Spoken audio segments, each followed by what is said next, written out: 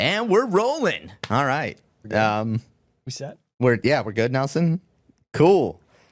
My man Ray, how we doing? I'm here. All right. Made it. I'm here. I don't know why I'm here. Why did I agree to this? I've not done something like this before, so we'll see how it goes. All right, it's going to go great, man. You're going to do great. And if it doesn't go great, we'll never tell you. So right. don't worry. I've seen you on some primetime TV spots, in the morning. Scripted. Oh, yeah, true. Oh, script. Oh, well, we actually have a script. Here you go. Well, I think a good place to start, just for people watching, maybe don't know, tell us who you are and like about Potomac River Running. Like, tell us like what that is, where we're at with that. Well, we are just about to turn 22 years old, so that's kind of a big number. And it's funny, when we first started doing, stuff with the channel, things beyond our own doors, going to conferences and so forth. There were these 20-year-old brands that, wow, they've been around a long time. And I remember thinking how long that sounded. And now now that we're past 20, we're at 22. We're one of those accounts that's been around forever. So it's kind of neat to be there, and reflect all the way back on the beginnings when we started in 2003. March 20th, 2003 is when we had the first official sale in the Ashburn store.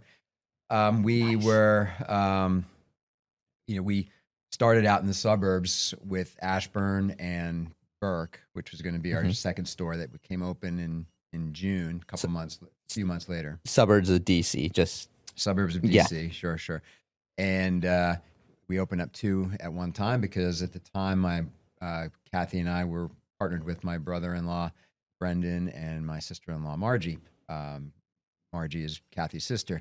And we needed 2 stores, 2 families, we thought. So that's where we started. And we started off our kind of main focus being out in the suburbs and trying to run this off home equity loans and not have typical business loans. We had limited resources, of course, as all new businesses do.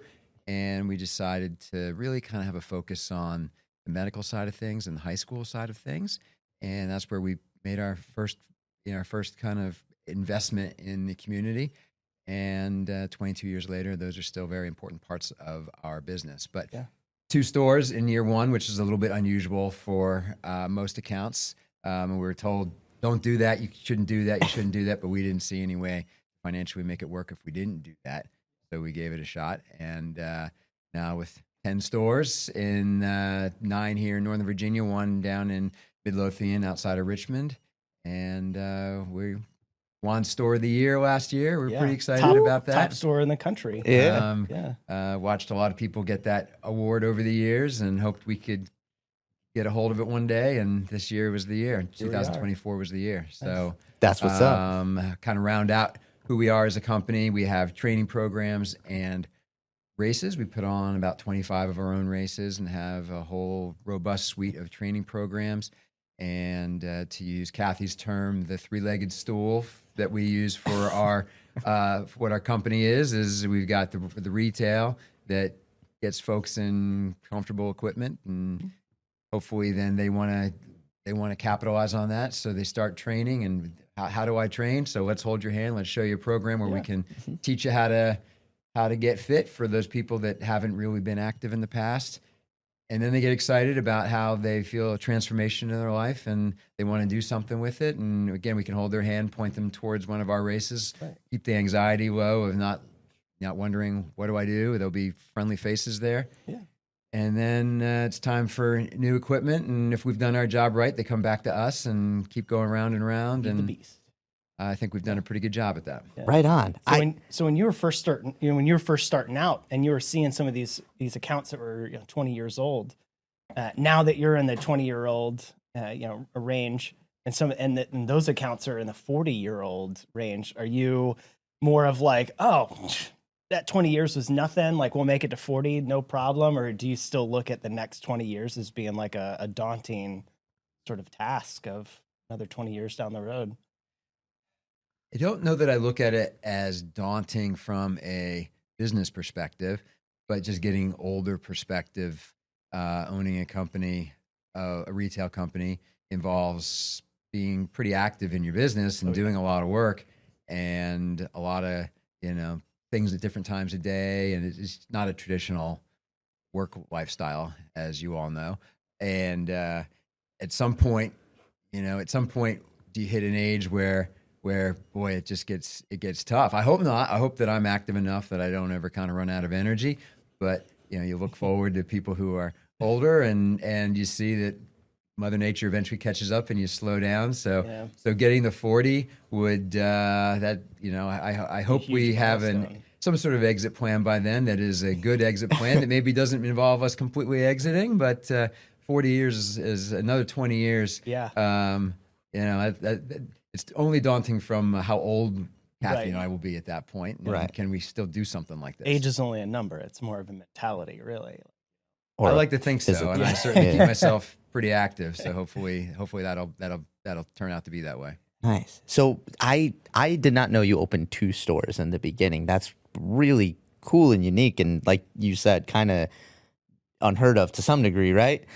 I guess when you did that, like during those first few years, and you had the 2 stores operating at the same time, was there a thought of like, oh damn, we should have opened 1? Were you like, oh no, thank God we opened 2? Like what was?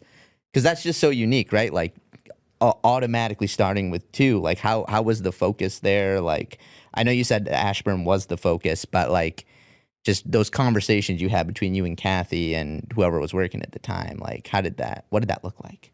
Yeah, I wouldn't say Ashburn was the focus. Ashburn just was the first to open. Oh, okay, 3 gotcha. months early. We planned for them to open up at the same time, but permits don't cooperate usually. Right. So You're like, please, and the government's like, nah. So it turned out to be a 3-month gap, which probably was fortunate. We got to figure it out all together before we had 2 stores. But it was good having 2 stores. Anyone who is at any account that is, I'll say, on the newer side and has 1 door probably won't appreciate how nice it is to be able to swap inventory, to have a reason to have more inventory. And when you have a hole in one place, you can satisfy that customer's purchase desires right away by transferring it, hop in the car and drive it over to the other store. Maybe not efficient the way we did things back then, but it got the job done and allowed us to keep more customers happy. And of course, just having the inherent volume, a lot of the accounts, brands maybe don't work quite the same way as they did 22 years ago, but the more volume you had, the tiers you'd be in, and you Right. get different discounts, and it allowed us to get there more quickly. Cool. Oh no, that's really awesome. Also a good way to think of it, of that benefit of having that backstock at whatever place you need, like you said, to fill. But what was really funny about it is, this was before we had our point of sale system that Right. was complicated, and did a lot of the legwork for you. We had a point of sale that another one of my brothers-in-law, Kathy's brother, made. It was called Central Pause, and he made it from scratch. Oh wow. And that Jeez. was it was a cloud-based system that he made from scratch, which was really pretty cool at the time. Most people still weren't on cloud-based systems. It was locally hosted, and you had to sync things up and so forth. And ours was more or less live, but it didn't have a lot of the complicated transfer abilities and so forth. So we would get on the phone once a week. I don't remember what day it was. I don't remember if it was Monday or Tuesday, but I get on the phone with Brendan, my brother-in-law, and it'd be like, go fish. It was like, what do you have? What sizes do you have in whatever brand? And I'm like, I've got 2. Oh, I don't have any. Put that one aside. And we'd pulling shoes and making lady boxes. size 8. Pack that up for me. Exactly. and we'd go through the entire inventory on the phone, looking through everyone and seeing what you had multiples of and what you didn't have any of, and seeing if we could switch. And then, later that day, we'd switch things up. and it was so Nice. time consuming, so what did, amazingly time consuming. What did tech support look like then if your brother-in-law made your point You're of just sale calling system? him help. Yeah. What the heck is this glitch doing in the system? Like, Yeah, no, I'd call up John and he'd be like, "Something's not working. What do we do here?" Yeah. And at first, he knew what to do, Right. but that was in 2003, and by the time that we transferred to another system, it was 2011. So that we had 8 years with that, and towards the end, he was busy living his life, and Nice. sometimes it was complicated to get problems fixed. Because I was gonna ask, what was that conversation like? Like, hey, we're not gonna use your thing anymore, but we'll see you on Thanksgiving. Like, like, how did that conversation Well, he lives go? local, so it was we would see him on a regular basis, okay. so I could track him down that way. But we didn't. It wasn't ever imagined that we would have as many doors as we have. So there were some growing pains in there that weren't built into the beginning when he created it. Gotcha. So it didn't feel like you were breaking up with your brother-in-law. Like, it's not you, it's us. We're just growing. No. He didn't have any problem. He was. I believe he was relieved that we had something else that he didn't feel He's like, on the hook for. That something would blow up and mess up the business. So okay, that's cool. That's funny. So I don't actually know like your background, your story. Like, what made you want to start Potomac River Running? Like, what was that journey like for 'cause you? at first, you were a geologist. I was a geologist. Yeah. I am a geologist. Once a geologist, Always always a a geologist. geologist. I went to when I went to school. I went to Dartmouth up in New Hampshire, and when I got there, it seems like kids today, so many of them know what they're doing when they get to college, and you sort of apply to a section of the school. Mhm. At Dartmouth, maybe it's still that way today. You just came in and you just took a bunch of classes and figured it out. General studies. Yeah, everybody had to take core curriculum. Right. And she had to take some sciences, and the first one that I took was Earth Science 101, Geology 101, and I just thought it was really cool. I just liked it a lot. I've always been a spatially wired person. You know, I can pack a mean trunk in the car. You know, I can see spatial things, and a lot of geology, of course, is spatial, and it's all very logical. So I'm kind of a spatial logical guy, and the subject matter just hit me, and I was like, this is really cool. I like this, and you know, that class, Geology 101, often people would call it rocks for jocks or whatever. I was on a sports team, and I was in the Geology 101, so it kind of fit the stereotype. Yeah. But I liked it a lot, and I still really like it. And you know, people usually give me some sort of minor kind of ribbing for it, and like kind of, oh, that's interesting, ha ha ha. But I you know, if I won the lottery and I was just going to disappear and do whatever, I would be a park ranger or something like that. Nice. Because I love it. I love driving through the West Yeah. and seeing all the geology and annoying anybody else in the car with me about what I see. And my kids and Kathy have heard too many geology stories, and I'm not sure if they just tolerate it or if they've actually picked something up. But I keep slinging the stories away because I like it. Yeah. I liked, you know. A lot of people, it's hard. Like I try to tell this to my kids, when you get to college, if you find something that you like, then it's easier to get good grades. It's easier to do homework if you like it. Right. And I really enjoyed it. So I look back fondly on my time doing that, and it allowed me to, going back to your original question, when I graduated Dartmouth, geologists, a lot of the main jobs would be working for energy companies, doing research and running computer simulations of where natural resources might be. And oil was very, very cheap in 1991, 1992. If I remember, I think it was $10 a barrel. It was really, really inexpensive. And there were no jobs directly in the oil industry available. So that kind of creates a cascading effect out where people leave the oil industry and they go into the related industries. And there weren't a lot of job prospects right then. So I decided to go to grad school, and I went to Johns Hopkins to get a hydrology major. That's what I And focused on. Oh, okay. technically it was hydrogeology, but it was there was always a need for clean water and tracking water, and there's always going to be a need for people who are focusing on water. So that was an easy pivot to make, and that got me down to Baltimore, where I got a master's there at Johns Hopkins between 92 and December 95. And during that time, I started going down to Georgetown to run with a group called the Reebok Enclave. And it was started by Coach Gagliano at Georgetown. Oh, damn. Okay. And there were several Gags. Georgetown runners who were about my age, who were about to graduate, who had run in run NCAAs, run in the Olympic trials in 1992, and they needed a place to train. And people don't realize back then there were no training groups around the country. There was Athletics West, which was an amalgamation of people who lived in different places, but there weren't any real solid training programs, just loose affiliations.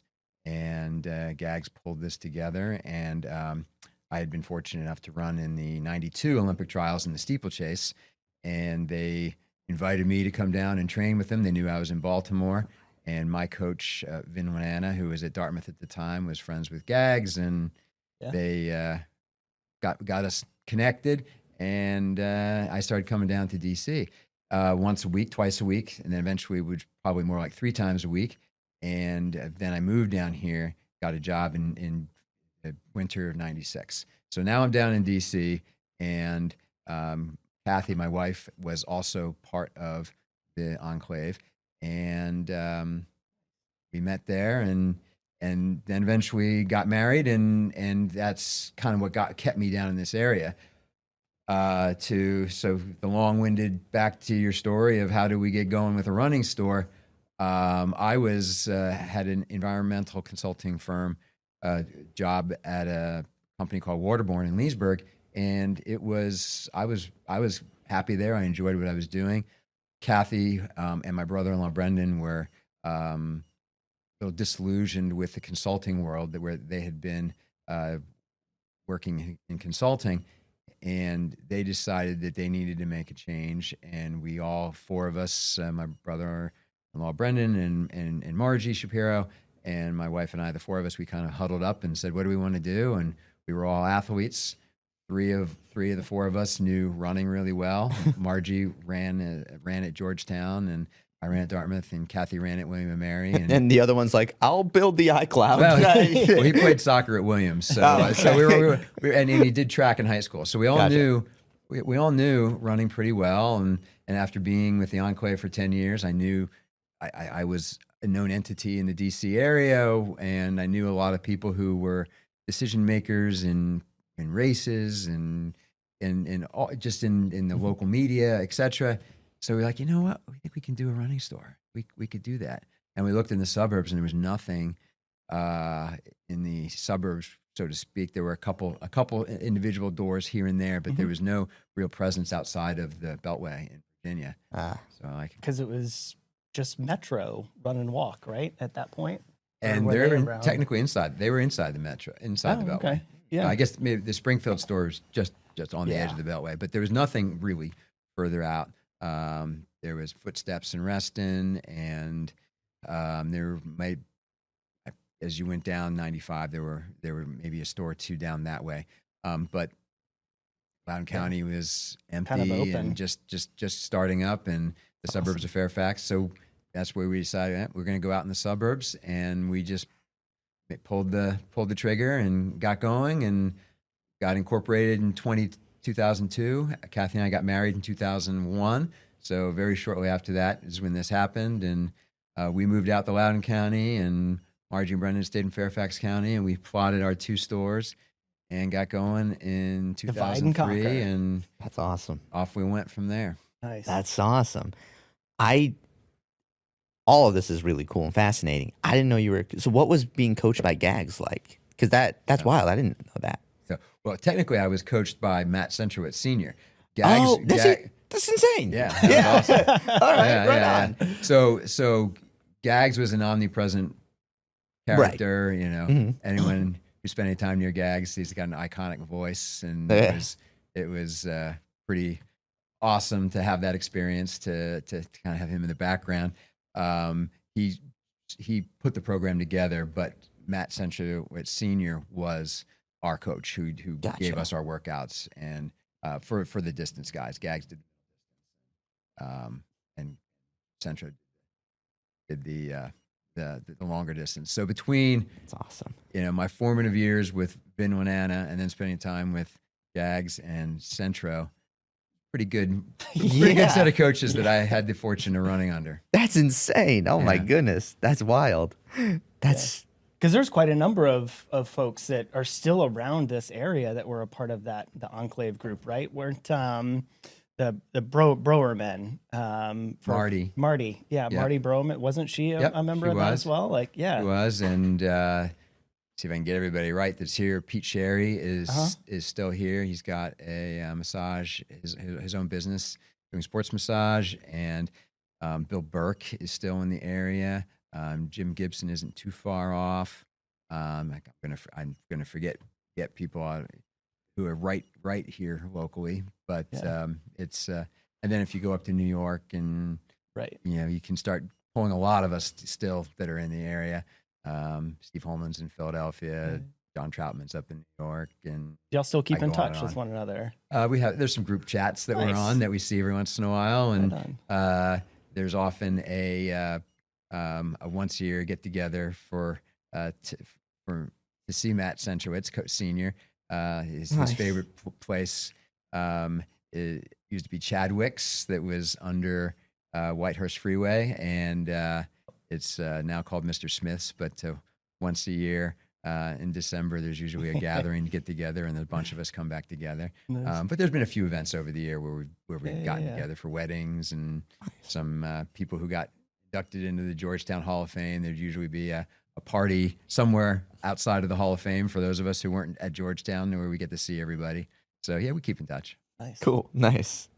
I I didn't realize the kind of like the elite running background you had. That's all. It also kind of the connection in my head makes more sense now because your Richmond store, like you have a collaboration. I don't really quite know what to call it, but Kira Diamato's involved. I would love to hear like how that happened and what like specifically like that means, like what her involvement is like.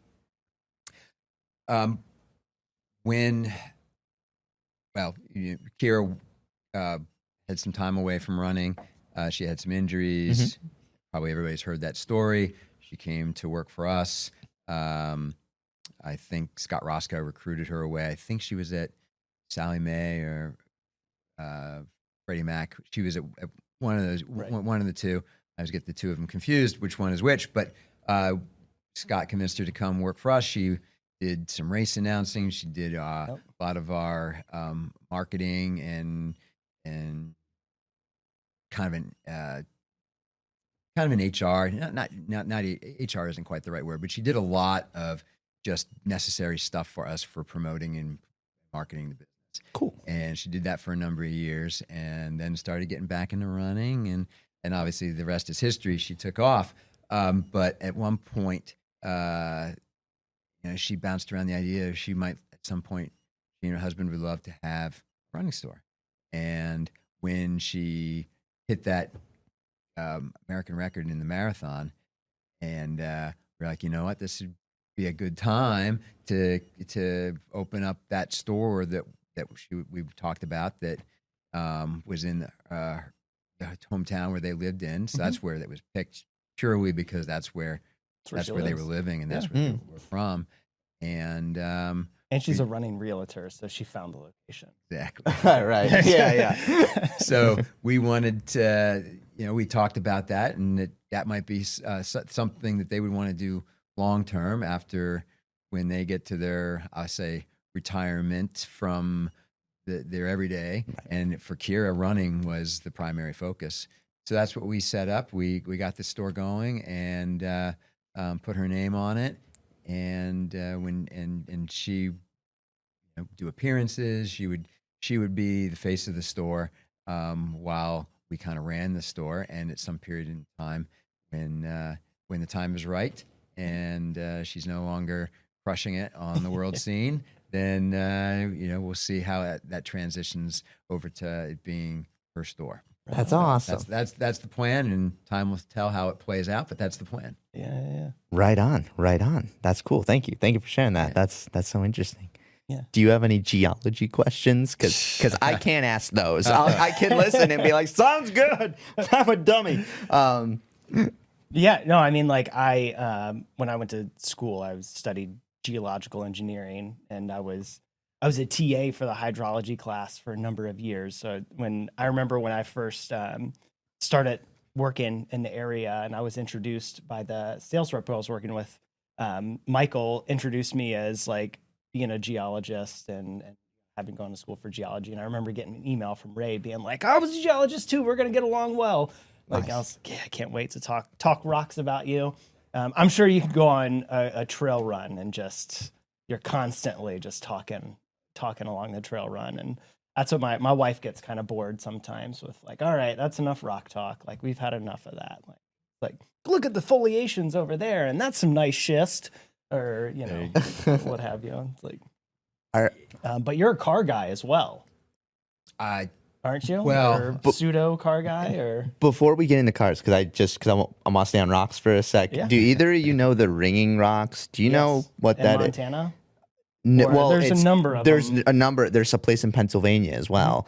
Do you know what I'm talking about? Like, not by name. I've so probably... so basically, like, just rock formation formed naturally. You take, like, I don't know, a hammer, anything, hit it, and it sounds like you're hitting a cast iron pot. Yeah, it just rings, and as far as I'm aware, nobody quite understands why that happens. I mean, I've been to a set of ringing rocks in Montana, and I mean, there's a lot of iron in them because the outside of the rocks have been oxidized. So if you like break it open and see the inside, it's like very dark, very black on the inside. And if you take a sample away and you try to recreate the pinging, it won't make that same noise. It doesn't make a noise at all. So it only does it has to do with something with the overall like outcrop and like the way that it's positioned and just like the resonance of being able to strike it with a hammer. And okay, everything has to be stayed intact for it to still ring. So there's like a framework then of like why it happened, but nobody knows like exactly why. I don't know exactly why, but there's definitely iron in the rocks, and then just with the way that they're stacked, I guess I don't know. Okay. Do you have any conspiracy theories about it? I do not know anything more in depth on the ringing rocks. So. All right. Yeah. So I just wanted to hit on that before we kept going. Like, get back to your car thing. Yeah. So you're a car guy, pseudo car guy as well. I wouldn't say I was a car guy. So you have a beautiful car in your garage. My man. I would not say I'm a car guy. I'm sitting closer to him now. I'm like, anytime he tries to talk to me about cars, my eyes glaze over, and I'm like, I wouldn't say my eyes glaze over, but a true car guy would call me a poser if I tried to pretend to be a car guy. I've had a couple of cool cars in my day. Yeah. My first car in high school was an old used '66 Mustang, which was very cool to have. And high school, heck yeah. Yeah, so I held on to that until I went to grad school, and didn't think that my parents didn't think that would be the best car for me to have as my getting around car down in Baltimore as my permanent car, and it had some mechanical issues, so we moved on from that. But what Ken is referring to is I've got a family car that is a '72 Buick Skylark, candy apple red convertible. It's a really cool car with about roughly 80,000 original miles on it. It was my mom's car. We got it in 1972, and kind of interesting story is that my mom's car was a 64 and a half Mustang. And when I was born in 1969, and my brother Tom was born in 1972. And just before my brother was born, I guess my dad had been driving to the grocery store or something, and I was in the car and I was in the back seat. And back in those days, no seatbelts. It was, Wild West in the back seat. And I guess, he hit the brakes hard in the parking lot, one of those moving at 5 miles an hour, but somebody steps out, hit the brakes. And the seats back then, they didn't lock. And I guess I came flying forward and ended up on two-year-old me ended up on my back in the driver's or the passenger side floor of the car. And he said, you know what, we need a new modern car where the seats lock, that we can't have this happening. We're about to have another kid, and we got to get that. So he went through the process of selling that 64 and a half Mustang, which, I was like, why did you sell that? But that paved the way for getting the 72 Buick Skylark, which was at the time the car makers were going to stop making convertibles. They were deemed to be unsafe. If they roll over, there was nothing there to protect you. If they roll over, safety standards, you got no point. And that was the end of convertibles. So my parents were like, let's convert. We may never be able to get a convertible again. And so they bought that 72 Buick Skylark. And Convertible. Eventually, obviously convertibles came back. They figured out how to make them safe. But at the time, it was like questionable whether you'd have convertibles anymore. So they thought that was a cool thing to get one. And then that was my mom's car for 7-8 years. And then it was time to get another car. And they didn't get rid of this one, fortunately. And it kind of lived in my parents' house. We had a barn on our property, and it just stayed in the barn. And I always said that I wanted it. I drove it to special events in high school, to high school proms and stuff like that. And we kept it nice. It's got original paint. I wouldn't say it's awesome paint, but it's got original paint that is nice enough that it's neat to look at. And I always wanted it. Eventually, when we got to the point where down here where we had a warehouse where there was room for me to take it and keep it. Oh, nice. So now I have it. So my parents sold the house up in New Jersey where I spent most of my growing up years, and they couldn't keep the car there anymore. And coincidentally, we got a warehouse where we had space where I could keep it, and we made the transfer. So now I have it. Nice. So I'm a car guy. I enjoy old cars, but I wouldn't say I don't tinker with them, and I don't rebuild them, and I don't do all that. Gotcha. That'll be me one day. Oh, I've told Victoria I want to build my own car. One of these days, when I have the space in the room. I can see you doing that for sure. Tinkering out there with it. Yeah.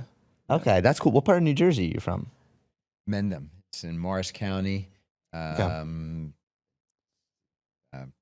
I'm from upstate New York. My wife is from Philly, so like you're sandwiched right between us. Yeah. So cool. Yeah. We were my family all grew up in Philly. I was born outside of Philly. Oh. So where were you born? Westchester. Oh, okay. Right on. Cool. My parents grew up in Springfield, and my first two houses that we lived in were roughly in the suburbs of Springfield area. Gotcha. And then we moved to California for 5 years, from 1974 to 1979, and then we moved back to New Jersey. I was there until my parents just sold that house 2 years ago. Oh, wow. Okay. Did they move down here? No, they've got a place in Florida that they go. And we've got a summer. We've got a family summer cabin up near Scranton that they kind of bounce between Florida. Gotcha. There. That's nice. That's lovely. Peaceful. So. My I always say Philly. I didn't realize you had connections so my wife Upper Darby. So we spent a lot of years in like Upper Darby, Springfield, Westchester area, and that's cool.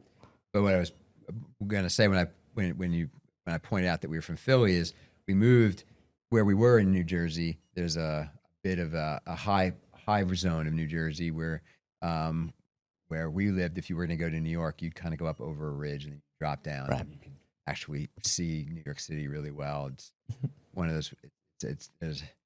There's a place where you come over where you used to look at the city and you could see all the buildings, and it still totally strikes me, hurts me when I don't see the World Trade Center there anymore. It's very, because that's visually part of it for you. Visually, you come over and you can see, and it still is very concerning and upsetting to me when I come over that ridge. But nonetheless, that ridge back before cable, because I'm old enough, we didn't have all these, no internet, no cable, all that stuff. We got TV through the air, and we couldn't get the New York channels very well. We were right on the side of a hill, and we could get the Philadelphia channels. So funny. it worked out real well that my family was from Philadelphia, and we moved in. It was easier to get the Philly channels. So I was brought up, even though I was in the New York market, I was still able to keep up as a Philly guy. Yeah. Because the because of the hill. Because of the hill. That's the TV that we got, and we watched the local, Philadelphia news and all that stuff. Nice. So you're getting all the Sixers games instead of all the Knicks games. and the Eagles and everything. It was all Nice. It was all Philly. All Philly. And it fit into my parents' background, so it worked. Were you rooting for the Eagles at the Super Bowl, or were you kind of like, man? So I was rooting for the Eagles. Yeah. Okay. Cool. Yeah. Me too. And I'm a Commanders fan when they're not playing the Eagles. okay. A lot of people will say you can't do that. That's not allowed. You can't be a fan of two teams in the same division. But I am. I'm more than happy to cheer for the Commanders when they're doing their own thing. But when it's head to head, I got to fall back on my roots. Aw, Yeah. there you go. That's awesome. I'm not a sports guy. Like, I'm just whatever, But I was pumped to see that they were in the Super Bowl. My wife and I see the same thing. That was the first football game we ever watched, and like we were rooting for them. And I was like, either way, the Eagle fans are going to burn New Orleans to the ground, whether they win or lose. So, like, come on, Eagles, at least win. Either way, your city's getting destroyed. So, Yes, Philadelphia would have been one heck of a place to be. so the day after. I'm sure we've talked about this. You're probably aware they greased the poles Oh, in yeah, they Philly always- because but it didn't even do anything. They still tore them down. Like, it did the not help. Squirrels trying to climb up. Yeah. Oh, It's a fun place. I love Philly. When they won the Super Bowl first time, 17 or 18, I think it was the 17 season. It was an 18, whatever year that was. I wanted to go see the parade. Oh yeah. Oh. And I like stories like this where you get to use your running; it becomes integral in the story. And I had to take my daughter to soccer practice like 5:00. We had divide and conquer with two kids. And Right. I had to do that, but they're having the parade that day, and Mhm. had said, "Gosh, I'd like to go to see the parade." Kathy was like, "That's silly. You don't have time to do that. Don't do that." And I had a couple of meetings that morning with vendors, and I coach a coaching group every Tuesday and Thursday morning, and this I don't know, it was probably a Thursday, and so I went to my coaching Thursday morning, and when it was over, I was like, All right, guys. I've got to go to this. I'm out. I've got to go. I've got to do this. So I called the two people that I had meetings with, and I was like, I got to cancel my meeting, and here's why. And both times they were like, go for it. That's awesome. So I didn't tell anybody. I just hopped in the car and I drove up, and I went to University of Pennsylvania and just parked in a parking lot, and then I ran over to Right on. where the parade and where the ceremony was at Center City at the Art Museum. Nice. And I was like, that's cool. Like, most people wouldn't be able to do that, but I was able to Right. go a Target. I was able to show up late and get there because I didn't have to navigate all the crazy parking that most people would. I was able to park, 3 or 4 miles away, Efficiently run there. just run there, hang out for a couple of hours, see everything, run back, jump in my car, and you're on the other side of the traffic anyway. I get back, and I was back in time to take my daughter to soccer practice. That's perfect. That's so funny. And I didn't tell anybody because if it didn't work, I was going to have got what excuse am I going to make? Yeah, But because it worked, I was able to say I went and it Yeah. worked. Kathy was awesome. none the wiser. So That's too cool. That's too cool. Those are the best, because then when you do tell her she can't, it's just, okay, whatever. Just take her. Like, glad it worked out, I guess. Like, exactly. I've almost missed a few plane flights because because I've been late for a reason or another. But like, you use your running and you make it there on time, and it's funny because like if you had missed that flight, you're like, oh, I got to come up with an excuse as to why I missed this plane flight. Like, but you made it and you don't have to worry about it, so it's all good. yeah. Jeez, I gotta pee so bad. Can we take like Go for it. 3-minute break? Cool. You have a good potty break? Oh man, you gotta start calling me Tommy Weak Bladder McLeod because I was just, dude, it's a mess. Sorry. Thanks, buddy. But yeah, just been pounding green tea, so that might be why. That's also Yeah, why. I like that the car stuff just kept going. I sat down, I'm like, yep, I have nothing to add here. Talking about Formula One. Okay, are you into Formula One? No. No, okay, I mean, cool. Hey, I'm gonna keep moving slowly I'm closer to him. interested. He's gonna be the new co-host soon because I'll be like, I can't. I'm just kidding. I love you. I tell you though, one thing about I'm surprised cars, you weren't talking about serial killers.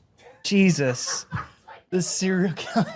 Did you know how into serial killers he did not is? know. He loves to do this. So when I don't know anything about a topic, I kind of get like awkward, uncomfortable because I don't know how to respond to it. Serial killers, I don't know anything about them. So he loves to bring it up to like put me on the spot to make me like, It's just a joke. Because it's like cars. Like when I talk about cars to him, he's like, "What is a rear differential? I don't know what that does." Like, Yeah, that's not why it's funny though. It's just funny because it's like it'd be weird if you were really into serial killers. If I was really into whatever you just said, it'd be like, yeah, that's all right, that's cool. And I don't know, the portrait of Ted Bundy in your home is. I'm just kidding. Or Jeffrey Dahmer, yeah. there you go. There you go. Oh, What was God. the other brothers? The Mendez brothers. Yeah. Menendez. Yeah, That was there like you go. there's a big Netflix documentary on them though that was like really successful. And I don't have Netflix though, so that's my problem. you don't have Netflix? Nope. Do you have Netflix? Yeah. The hell is wrong with you? Nelson, do you have Netflix? Of course. Yeah. So what streaming services do you have? Hulu, Amazon Prime.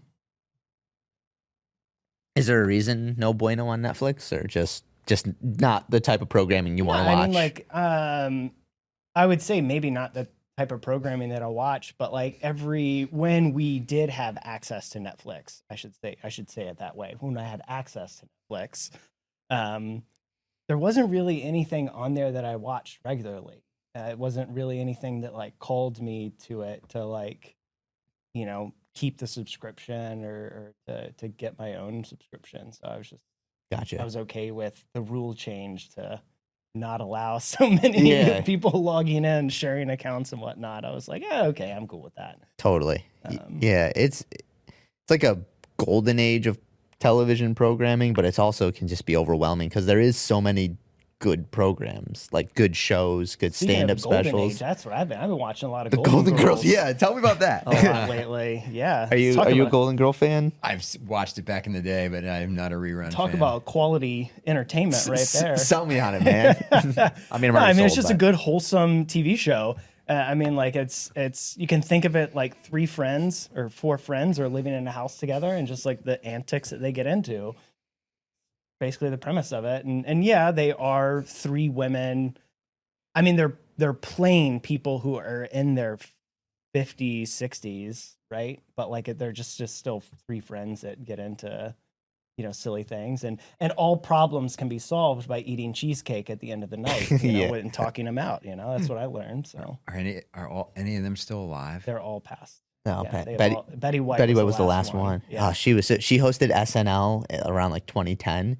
It was so good. She was so good at right. She was so good at everything she did, just comedically. And she was in her 94, I think. She was up. It was, I think, yeah. So good, so talented. It's on Hulu, if anybody's wondering. What decade was Golden Girls in? Do you know? 80s, 80s? 90s, maybe around I there. think spanned 80s and 90s. Yeah. if I remember. I mean, if you look at their like the wardrobes that they're wearing, I mean, there's some shoulder pads going on there. Like there's some classic 80s attire. I wonder how it was perceived at the time, because like looking back now, it's like, oh, this is so wholesome and funny and fun. But like Full House, not in necessarily its content, but in its concept, like 3 guys raising girls. That was like, oh, what are you doing? It's not like the standard family dynamic. And that was in the 90s? Started 87 and then went till 95, I think. But it's just like insane of like, now you watch it and you're like, oh my God, this is like borderline traditional values. It's just like very wholesome, very family oriented. And Like Modern Family. Yeah. Exactly. It's funny to me that in, the mid to late 80s, someone was like, you can't be doing this. This is going against America. Like, just, whoa. It's just funny how anyways, what shows do you like? Yeah, I was gonna say what you run a lot, but when you're not running, I don't watch a lot of TV. Kathy sort of dictates what I watch. She finds something and I sit in. I have she'll say it's a curse of I can walk into the room and any TV show is on and I'm instantly engrossed in that TV show. I can watch anything. Nice. If someone else is compelled in what's on the TV, it must be good, and I'll get locked in it, and I'll stand there, and whatever I was carrying, I'll just stand there staring and carry that bag. Are you gonna sit down? So this is good stuff. But things that we've watched, we just finishing up The Blacklist. Cool. So we watched. She got us watching Suits. And, cool. White Collar. So probably see some themes there. Ooh, what's White Collar? I haven't heard of that. I don't think. Do you know what White Collar? No. What's White Collar? White Collar is a show where it was a guy who was a con artist and he was in jail and they bailed him out to solve a particular crime and realized that he could help them more by being within the FBI rather than being in jail. So, okay, so cool. They got him. So anyway, he helped. They solve all kinds of crazy crimes where he has all this insight as a Confidential informant, almost ex-con or current con, whatever you want to call it. Yeah. But it's that kind of Yeah, mystery James Bondish type feel to it. Have you ever seen the movie Catch Me If You Can or the book? Yeah. Tom, it's sort of like at the end, right? They recruit Frank Abagnale Jr. It's based on a true story. He was this brilliant con artist. Finally got caught in prison, and then they were like, "Hey, you're actually really good at this stuff.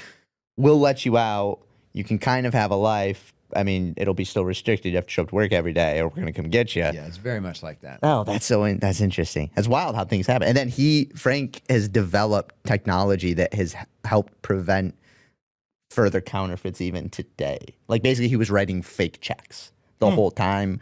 The movie's really good. The book is also very good. But yeah. All right, cool. So it's like that. That stuff is so interesting. Yeah. We watch Survivor when it's on. Right on. You may remember my brother-in-law, who was originally one of our partners with the business, was on Survivor 36. What? So yeah. Oh my God, how did that go? That's crazy. It was pretty awesome to see somebody on there. Yeah, I also feel like you're getting to watch him in a super vulnerable state. How far? How far did he make it? He didn't make it super far. I forget. He might have been fourth off or something like that. Still basically like a month on the island. Yeah, it's one of those things where, and of course, I know he tells me I understand how it all played out because we had long conversations about his time there. But it was one of those things where there was somebody misunderstands something and then you get voted off and everyone's like, oh wow, we were completely wrong on that. And had they not had this misinformation, he could have been on there and gone on a long run. I think he was set up to everything about him and how I think he could have done very well if he didn't have that one incident that ended up getting him voted out. And he's like, guys, I developed cloud tech. I can. And they're like, no, you're voted out. You're out of here. Yeah. Oh, wow. That's insane. Also, kudos to, I get there. They'd be like, all right, take your shirt off, go in the jungle. I'd be like, I'm leaving. Bye. Yeah. I'm not going to make this. I've heard that if you've been on like one of those shows before, it makes it, I wouldn't say easier, but like you can almost have your shoe in the door for maybe another type of show, like The Amazing Race or something like that. Would he consider giving it a second go at something different? Or no, we've not spent a lot of time talking about that, but it was hard for him to be away for that long, and now that his kids are out of the house, I don't know, maybe that would be something he might be interested in. But at the time, he was still. That was a long time. That's a long time away. Yeah. And that was hard on him to be away for so long. And so I think maybe when the iron was hot, he maybe could have done that. Yeah. He didn't want to be away again. And he is when he left the store, Margie and Brendan, when they left, they went back to teaching. He is a teacher, so okay. it's also Yeah. being away is hard. Right. When you're, for you're sure. It's Sure, not like you because can they're just not take gonna it on the summer break. Yeah, they're not going to. Those stations. What are you doing on summer break? Survivor. Yeah, Like, those shows what? aren't going to set their filming schedule based on a school calendar, Yeah, right? exactly. Yeah. If time and money and all that stuff wasn't a factor, would you go on something like that?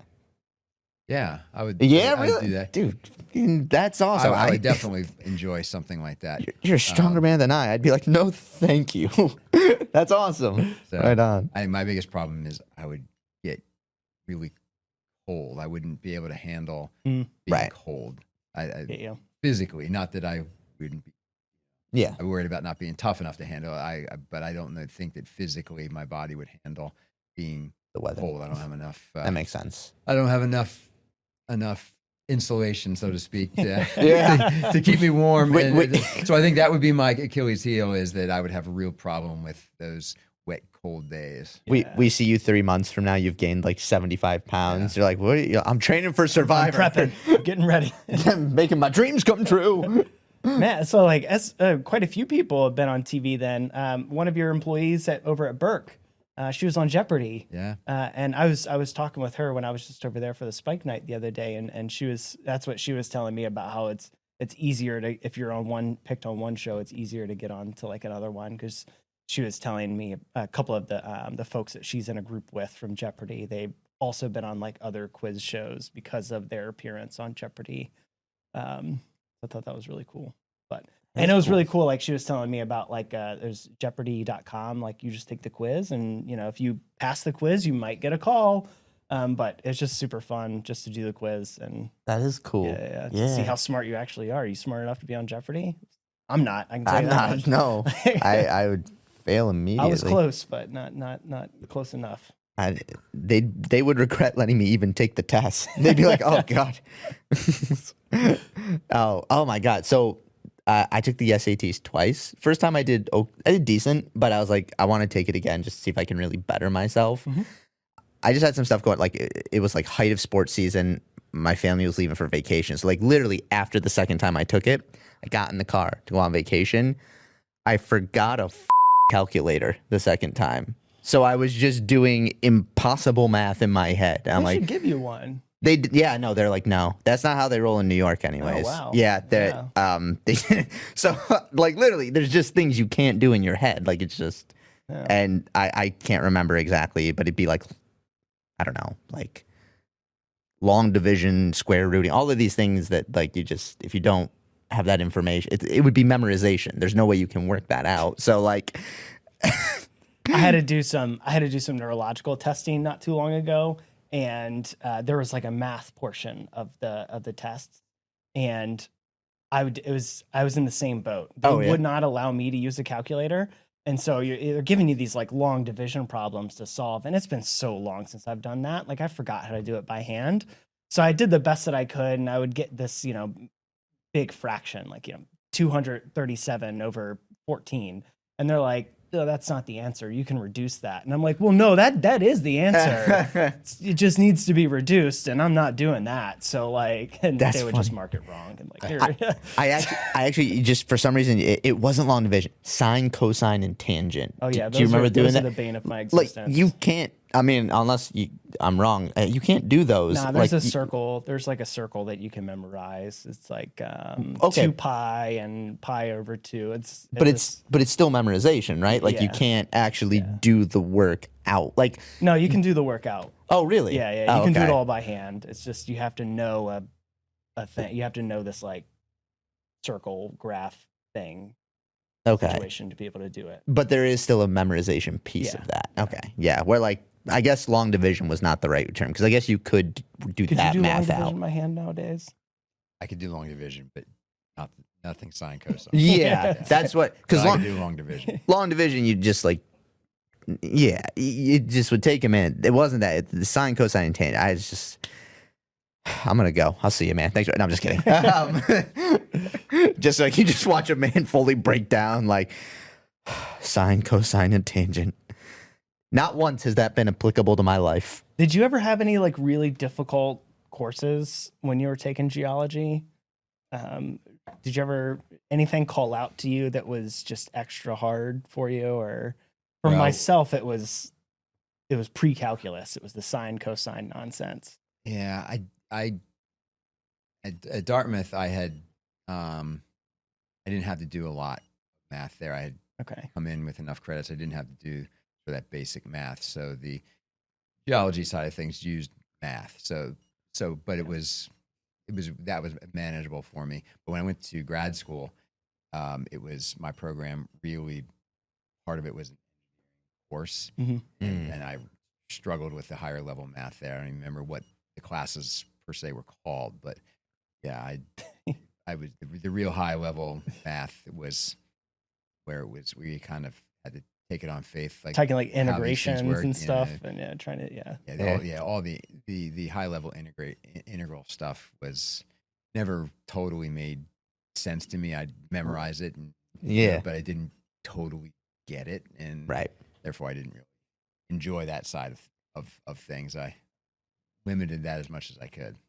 I always find that tricky in our like I think our education system is decent, but when there's emphasis on memorization over like practically solving something, it's like I don't know that this is actually serving us.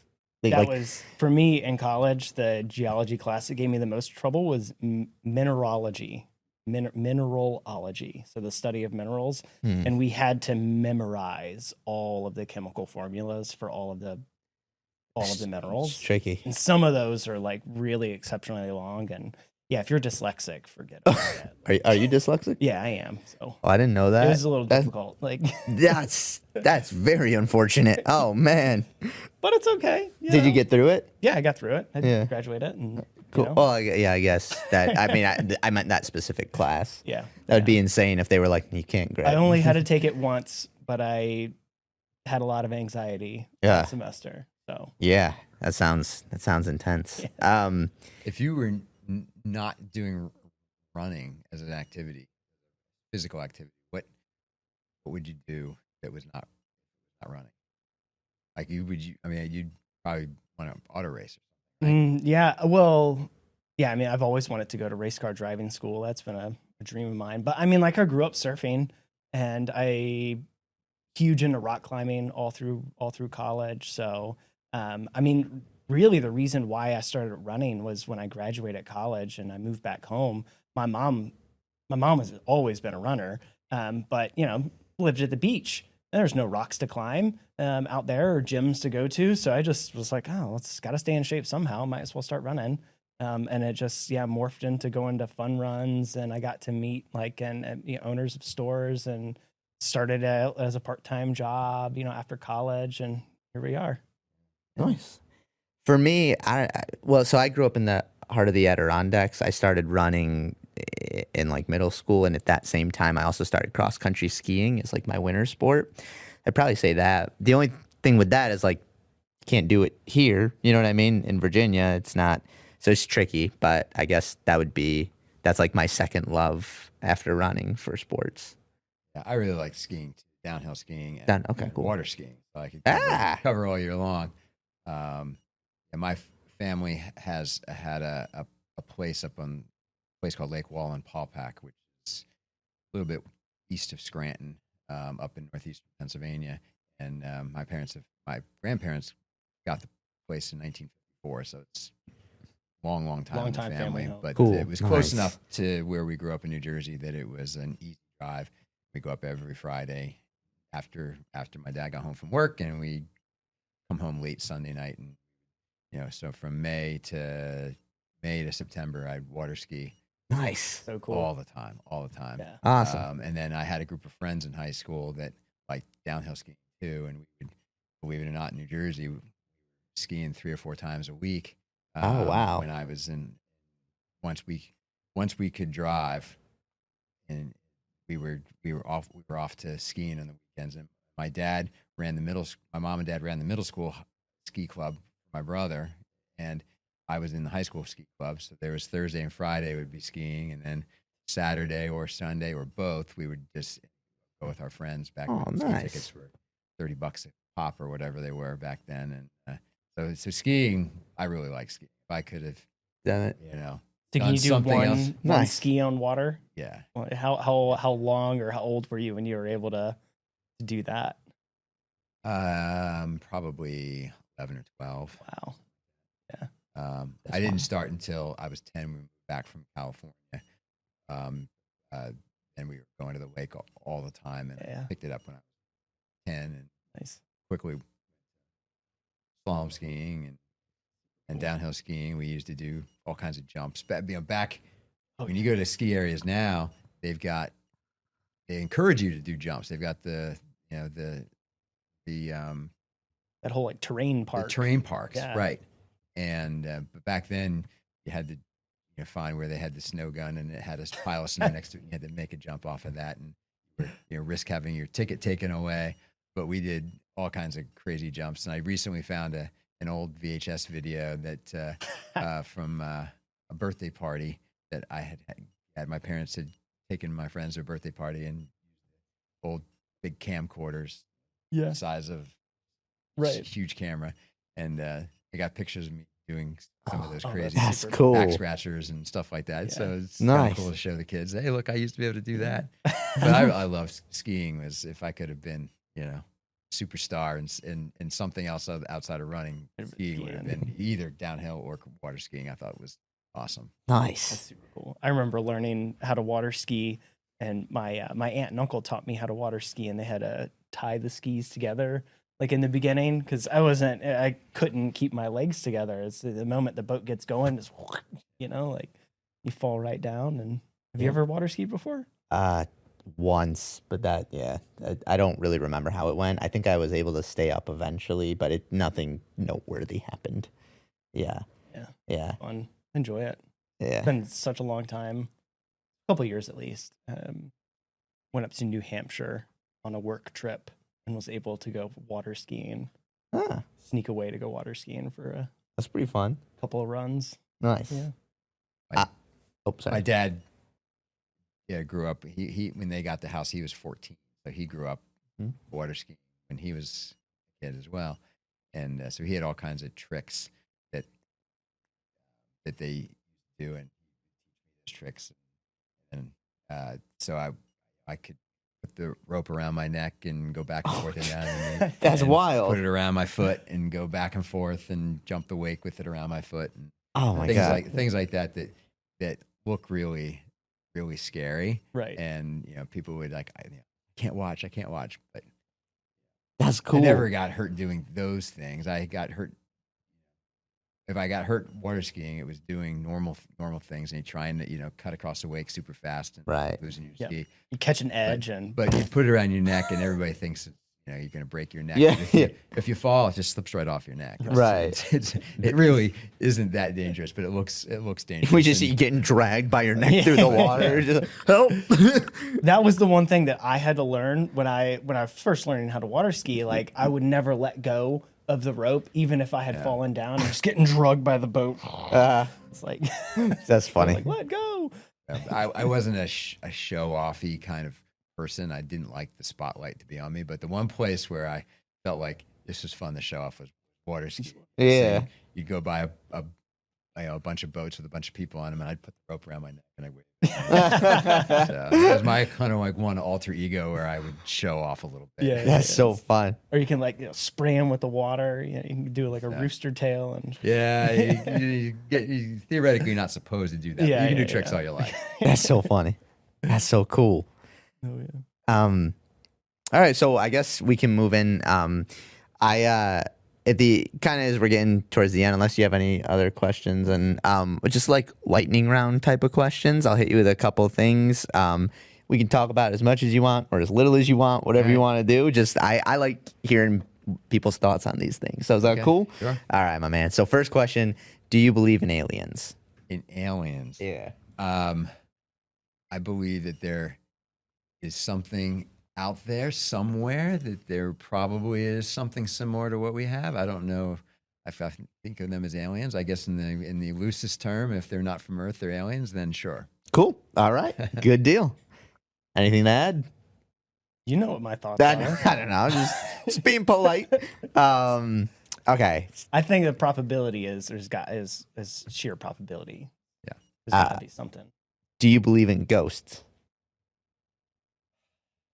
Not really. All right. Okay. Not really. Are there weird things? I don't want to say I put it this way. I don't spend a lot of time worrying about ghosts or thinking about them. When Ray's worried about ghosts every night, he's like, "All right, Potomac River running, honey. Did you check the closet?" Like, I've never had an experience that I thought might be from a ghost. So if somebody says that they've had a celestial experience, do I roll my eyes and think that's impossible? No, but I don't. I haven't had an experience myself, so I don't think a whole lot of. Don't put a lot of Don't weight have a lot to of it. mental energy into that one. Totally. All right, Did that answer disappoint you? No, Okay, no, neither. okay. The point of these, I just curious as to what people think. I have I don't come in with expectations, so all good. It's sort of almost like a follow up to the ghost thing, but what do you think happens when we die? I think if you've done the right thing, your soul goes to heaven, All right. and your body turns back into the earth, and round it goes. A nice cycle. Cool. No, that's awesome. It would have been funny if you were like ghosts for sure. Yeah, so Awesome. Right on. God takes care of your soul, and your body goes back to nature. Cool. Pretty simple. Cool. I love it. Anything to add? I want to be cremated and turned into a diamond and then shot into space. No, that's a little joke. I'm joking. There's these pods where like a tree will grow from your body. That's what Victoria wants. That's kind of what Stace and I want too. Yeah. Do you have any thoughts or preferences on that? I know some people don't like to think about it, so I don't want to make you uncomfortable. No, I don't have any preferences. I'm probably cremation probably makes sense. It seems like most people I know in my circle are kind of going that direction, and I don't remember if our will actually specifies that component of things, but if Gotcha. Gotta put an amendment in there. Put in an amendment. if my family wanted it to be in a grave site in a cemetery somewhere, I'm cool with that. But Nice. I know my parents want to be cremated and have their ashes in the church that they've gone to for a long time. That's so nice. that's kind of been, I've been around that mindset for a long time as well. That's really nice. Yeah, that's awesome. Mine's gonna say, just throw me in a dumpster. Oh gosh. All right. Well, Leave me where I drop. Yeah. Just find a nice dumpster for me behind the best TGI's Fridays you can find. What about donate your body to science? Yeah. That. I mean, I was just joking. I don't really want to be thrown in a dumpster. But yeah, no, the science is a really good. I mean, that's honestly a really noble thing to, I think, donate your body to. Mm-hmm. Yeah. Donate your organs? Donate my organs. Yep, for sure. I don't know if anybody would want my organs, but I mean, there's going to be a few. just You're going joking, to I have don't to know. like pick through mine. Like, it's not so good. It's like, yeah. One of my longtime buddies growing up, Brian, he went to medical school. He's a cardiologist now.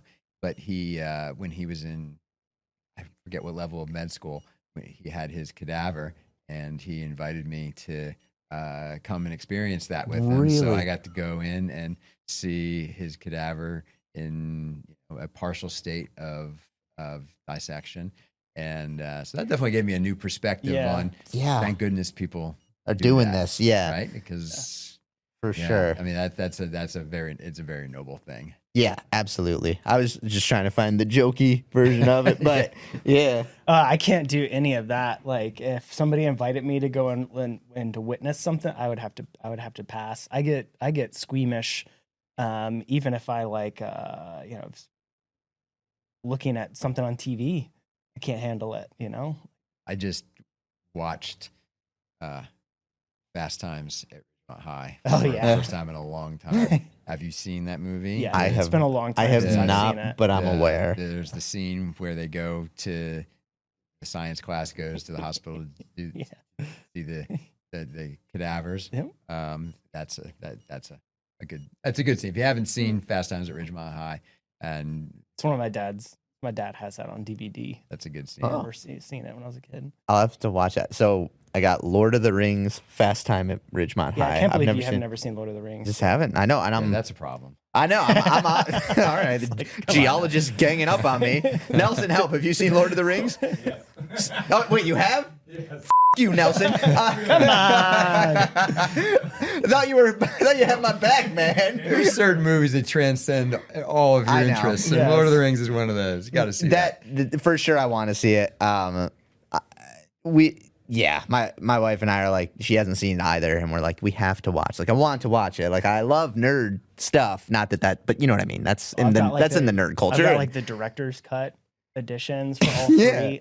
It's like 12 hours of quality Yeah. entertainment. Yeah, I definitely want to watch it. I started reading The Hobbit, so I'm on the right path. Okay. So Yeah. catching up with what you were supposed to be doing in middle school. You know? I remember reading that in the 7th grade. Oh, The Hobbit's God. a little easier to read than Lord of the Rings. So Yeah. when you make the jump to Lord of the Rings, you're gonna have to Up it. up your reading comprehension. All right. Maybe have a couple of green teas or something. Yeah. To go along because it's a dense. It's a dense. Yeah. Despite my stupid demeanor, I read pretty frequently, so I think I'll be good. Probably But read more than I because I'm trying to think of like a good book now. I don't know. Yeah, that's not interesting anyway. Who wants to hear people talk about books? Except the book club. I read a book called Running with the Kenyans recently. Ah. It was pretty interesting. It's just a Western guy went to Kenya to try to figure out what the secret of the Kenyans was, of like why are they the best, in the world, and what is their training like? What is their nutrition like? And that was a really interesting read. Come to find out, he determines it's their genetics. Maybe we can end it on this before we ever. What's the most dense book you've read, or that it just comes to mind? A dense book that you've read where you're like, wow, like I have to reread a few of these pages to like regain the information because it's a sobering read. It wasn't like, I Same would for me, too. say you'd probably think like a dense book would have to be like super thick, but this one wasn't super thick, but it's called Incognito. And it's about how your brain works and about how it comes up with decisions and like how you come up with like ideas and stuff. And I found that really interesting, but I did have to go back and reread it a couple of times. Certain chapters were really interesting, like how you come up with ideas. It's all based on your subconscious of what your subconscious is observing. So like you may think like that you came up with a really cool event idea, but it's not really your idea. It's pieces of information that you've put together here and there that your subconscious has put together and put forward into your conscious mind. It's this new idea It's interesting. you have. Yeah. Yeah. Well, is that yours? You're actually. Yeah, Oh, okay. read a couple times. Yeah. That would be one. A lot of metaphors in that book. How about you, Ray? I am not a reader. Oh, okay. So, and anything that I've read in the last, when did I graduate high school? When did I graduate college? And it is usually light reading. It's sports type books. Gotcha. Cool. Things like Shoe Dog or something like Great that. book, yeah. So I would have to go all the way back to AP English and all that Beowulf. Gotcha. Stuff Oh, like yeah. that I couldn't even tell you what it all. I couldn't even tell you the details anymore. I just remember having to go back and forth, and Right. so. Yeah. But I'm not a reader. Gotcha. Nothing wrong with that. Nothing wrong with that at all. I think for me, the thing that comes to my mind, there's a book called How to Change Your Mind. Have you heard of it? Mm-mm. So it's about the medical effects of psilocybin in our society. Psilocybin is like the street term is like magic mushrooms, but it has real medical use in our society. It started in the 50s and 60s. It was legal. There were clinical trials done at Harvard, Johns Hopkins, a couple other places, and then the whole like war on drugs thing started. So then that all got banned, which some of that's good. I don't know that you would necessarily want that on the street, but for things like PTSD with soldiers and people dealing with like what is the word when you're about to die? Terminal illness. Well, that so there's like an actual term of like like end of life experience or something like that, where like people know they're dying, but they have a tough time dealing with that. The effects of psilocybin actually like have helped them deal with that a lot. And so right now it's sort of making a comeback in our society, but that book was going through the history of it and then the clinical, like proven double-blind placebo trials that showed where the benefits are. And so it was a really fascinating read, but also very just, I had to go back and read pages over again.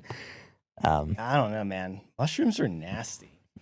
Just in general? All right. Yeah. I'm not a picky eater, but there's only two things that I don't eat, and those are mushrooms and oysters.